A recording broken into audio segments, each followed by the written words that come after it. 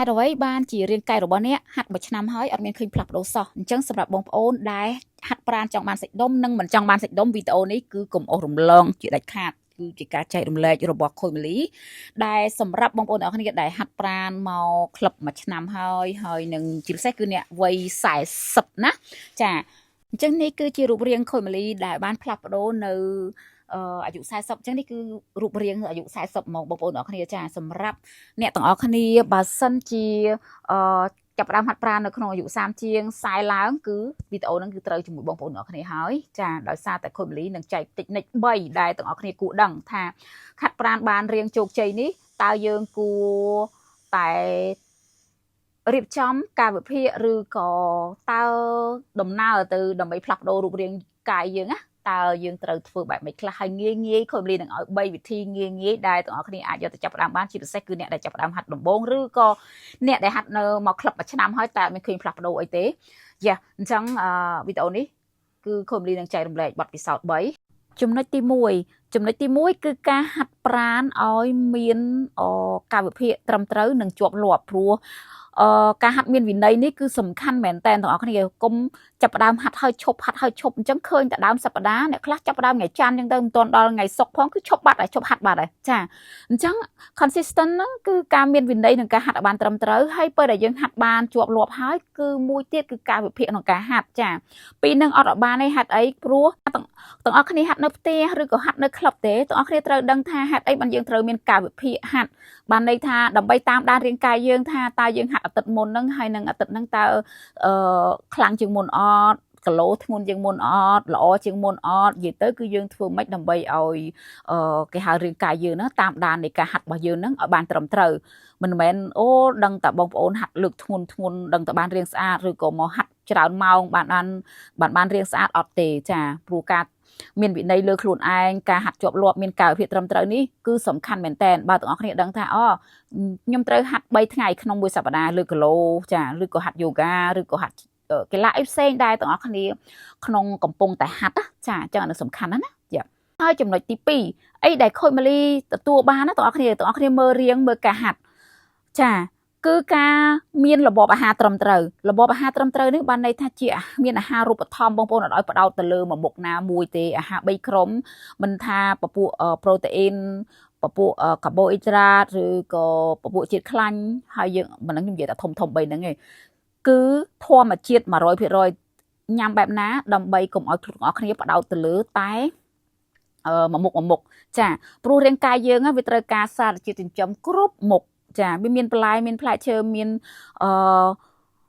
ប្រូតេអ៊ីនមានបាយមានសឡអញ្ចឹងមកហើយយើងត្រូវដឹងថាទាំងអស់គ្នាតើធ្វើបែបណាដើម្បីឲ្យយើងរៀបកម្មវិធីការញ៉ាំរបស់យើងហ្នឹងណាបងប្អូនត្រូវតែបដោតទៅលើរាងកាយយើងថាញ៉ាំបែបណាឲ្យមានកម្លាំងជាងមុនញ៉ាំបែបណាឲ្យរាងកាយយើងនឹងមានសន្ទុះជាងមុននិយាយទៅដូចគ្រឿងយន្តអញ្ចឹងចាទាំងអស់គ្នាដូចឡានដូចម៉ូតូអញ្ចឹងរាងកាយរបស់យើងគឺអាហារជាពិសេសគឺអាហារ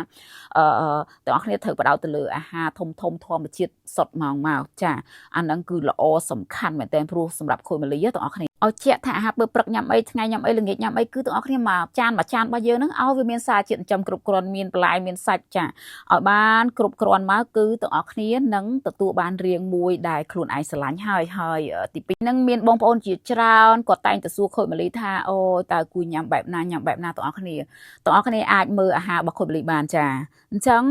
សំខាន់មែនតើហើយអ្វីដែលកាន់តែសំខាន់មួយទៀតនោះចាបន្ទាប់ពីការហាត់ជាប់លាប់ហើយមានវិន័យហាត់ហើយមានការវិភាគហាត់ហើយមានរបបអាហារញ៉ាំ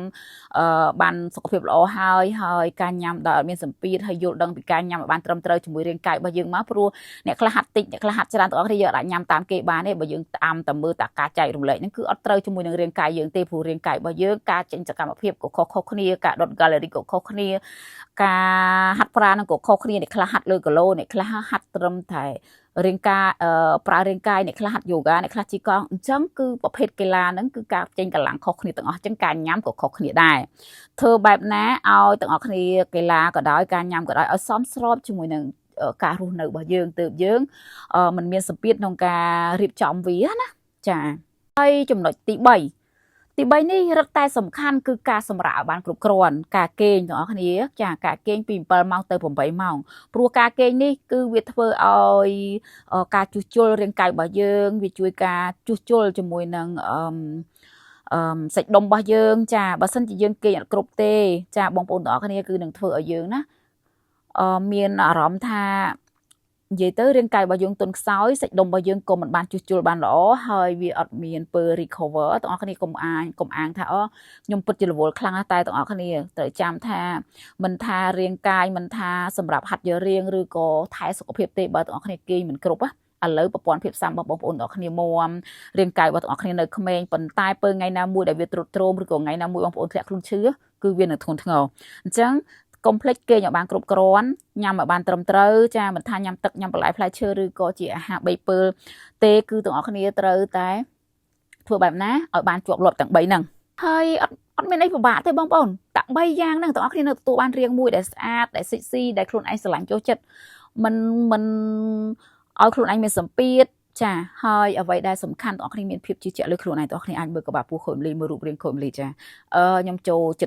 វ័យ41ឆ្នាំហើយបងប្អូនហើយដាច់ខែក្រោយនេះគឺថា41ហើយអញ្ចឹងសម្រាប់ទាំងអស់គ្នាណាអ្នកដែលចង់បានរាងស្អាតសិចស៊ីជាពិសេសគឺបានសុខភាពរូបរាងទាំងខាងក្រៅនិងសុខភាពល្អទាំងខាងក្នុងហើយបែបយូរអង្វែងបើសិនបងប្អូនទាំងអស់គ្នាផ្លាស់ប្ដូរការហាត់ប្រាណនិងផ្លាស់ប្ដូររបបអាហារបែបធម្មជាតិតាមធម្មជាតិគឺទាំងអស់គ្នានឹងទទួលបានរាងមួយជោគជ័យហើយសម្រាប់ទាំងអស់គ្នាបើសិនជាអត់ដឹងថាហាត់ពីណាទៅណាទេខូចមលីបើកវគ្គថ្មីណាសម្រាប់ទាំងអស់គ្នាមានទាំងកម្មវិធីហាត់នៅផ្ទះនិងកម្មវិធីហាត់ផ្ទាល់ណាអាចព័ត៌មានប័ណ្ណឆាតចុះភេទលើ Telegram បន្ថែមហើយវគ្គថ្មីគឺយើងបើកចាប់ហើយយើងទទួលចុះឈ្មោះពីឥឡូវទៅហើយអញ្ចឹងសម្រាប់បងប្អូនអ្នកដែលវ័យ30ជាង40ឡើងគឺទាំងអស់គ្នាចង់ផ្លាស់ប្ដូររូបរាងចង់មានសាច់ដុំជាប់ចាចង់មានតាគៀកមានគូតអីអានេះចុះឈ្មោះបានតែបងប្អូនមកចង់បានរាងស្អាតដោយអត់ហាត់ប្រាណទេមិនបាច់មកទេណាទាំងអស់គ្នានិយាយហើយណាព្រោះចុះឈ្មោះមួយខុយមលីគឺត្រូវតែហាត់